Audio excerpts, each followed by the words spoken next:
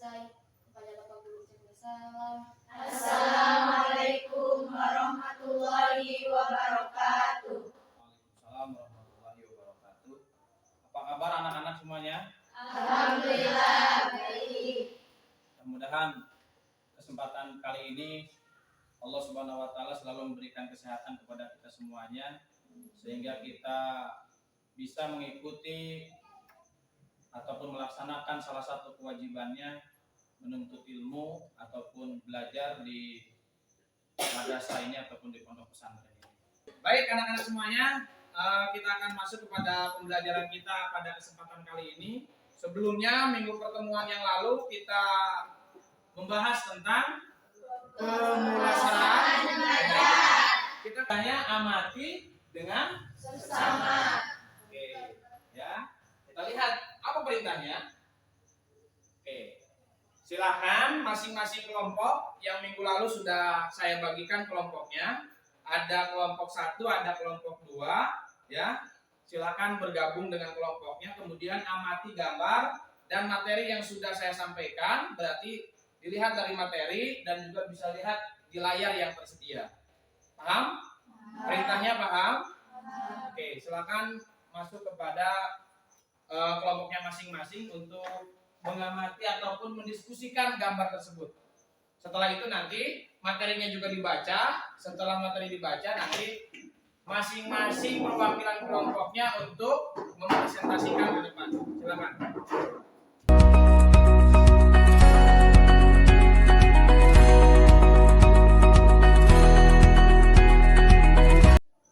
Selanjutnya anak-anak setelah coba mengamati materi yang sudah disampaikan, ada yang bertanya mungkin dari anak-anak kepada temannya ataupun kepada saya, disilakan.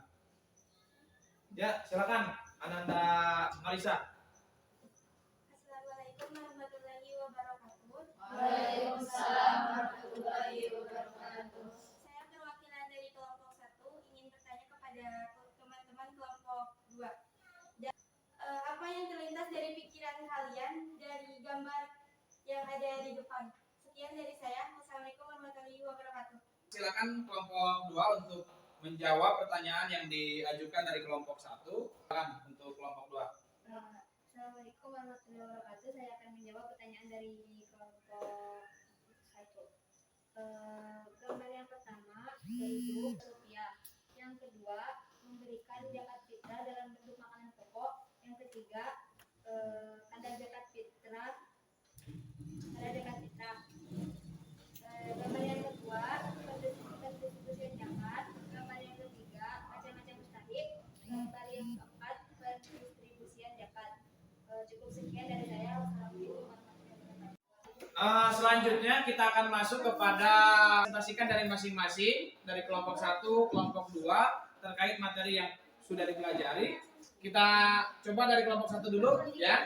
Silakan kelompok 1 untuk mempresentasikan materinya.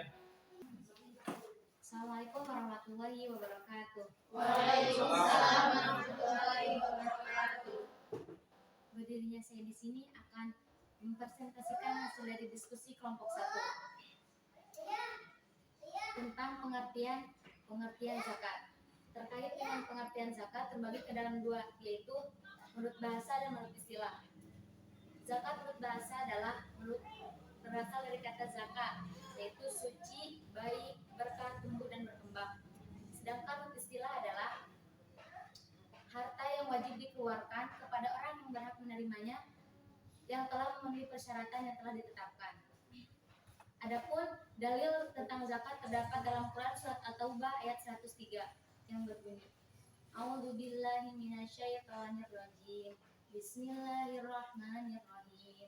Khudh min amwalihim shadaqatan tutahhiruhum wa tuzakkihim biha wa sholli 'alaihim inna sholataka sakanun lahum wallahu samii'un 'aliim.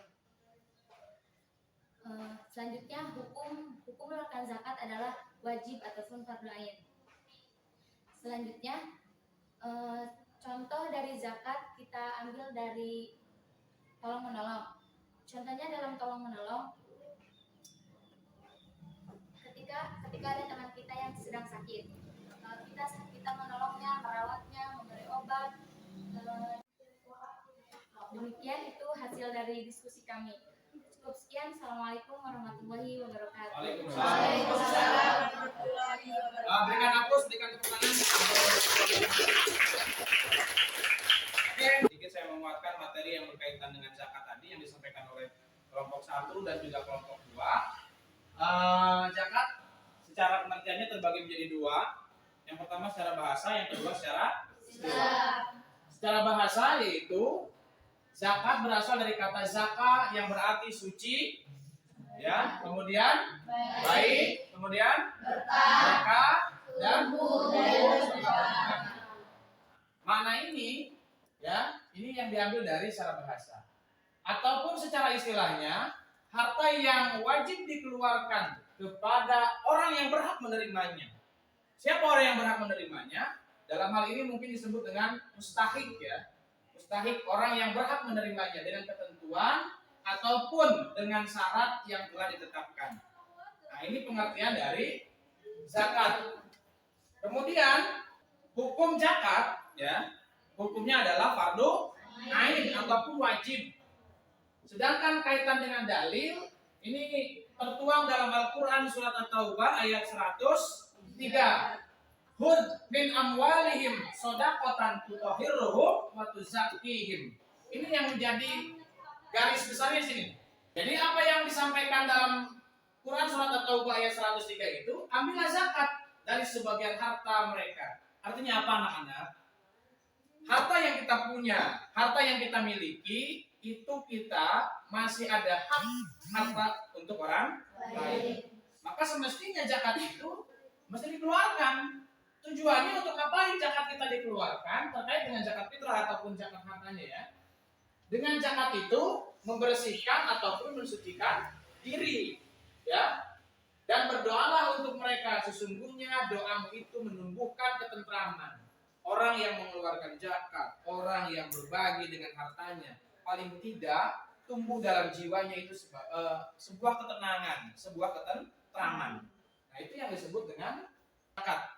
Ya, zakat macam-macamnya terbagi menjadi 2. Yang pertama adalah zakat fitrah, kaitannya dengan zakat jiwa.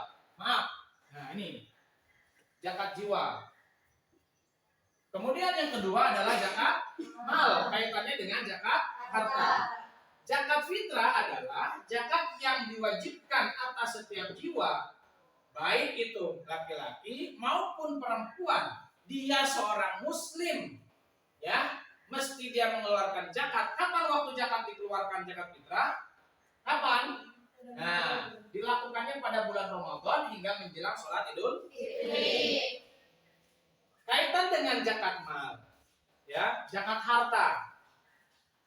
Zakat yang dikenakan atas segala jenis harta yang secara zatnya maupun substansinya perolehannya tidak bertentangan dengan ketentuan agama. Kemudian syarat wajib zakat. Syarat wajib zakat yang pertama adalah Islam. Yang kedua merdeka. Yang ketiga berakal sehat ataupun balik. Yang keempatnya berkecukupan, mampu memiliki harta sehingga bisa memberikan ataupun bisa dikeluarkan sebahagian hartanya. Yang berikutnya memenuhi nisab. Nisab itu batas minimal harta yang dimilikinya. Nah, itu syarat wajib zakat. Jadi, kemudian yang berikutnya, inilah yang barusan kita sampaikan. Nisab zakat mal. Nisab itu batasan minimal harta yang dimiliki sehingga mesti dikeluarkan zakatnya ataupun wajib dikeluarkan zakatnya. Dari mulai emas, perak, pertanian, perdagangan sampai hewan ternak, sapi, kerbau, kambing, domba, ada batasan-batasannya. Ya kan? Ada batasan-batasannya. Sampai di sini. Kemudian besaran zakatnya berapa yang harus dikeluarkan? Ya, dari mulai 2,5% terus ke bawah. Nah, domba terakhir ketika memiliki domba 121 sampai dengan 200 ekor, maka mesti zakat yang dikeluarkannya adalah 2 ekor.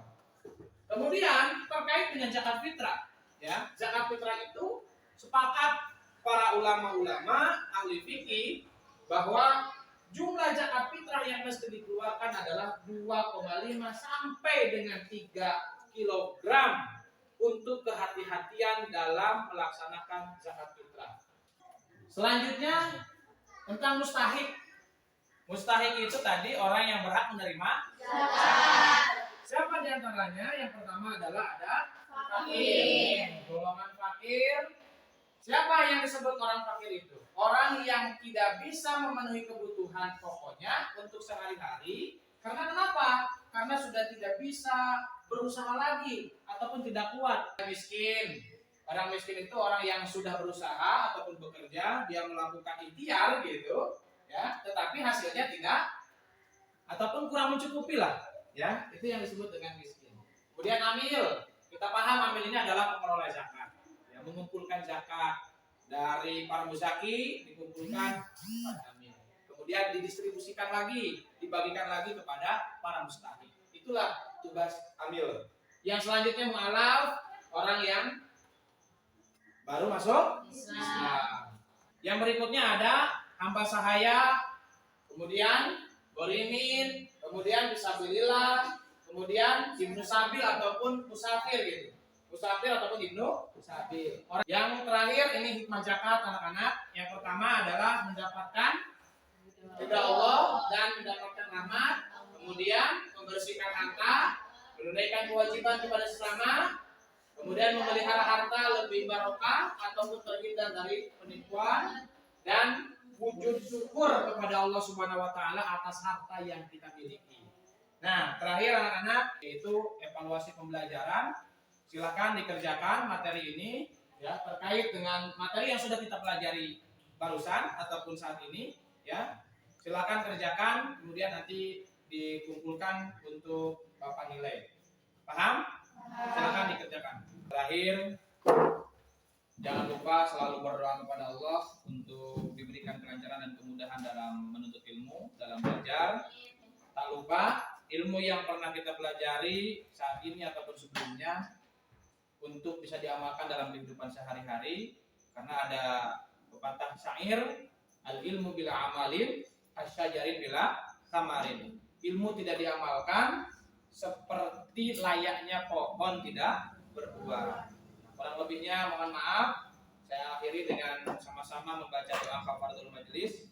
Bismillahirrahmanirrahim. Subhanaka Allahumma wa bihamdika asyhadu an la ilaha illa anta astaghfiruka wa atubu ilaik. Assalamualaikum warahmatullahi wabarakatuh. Waalaikumsalam warahmatullahi wabarakatuh.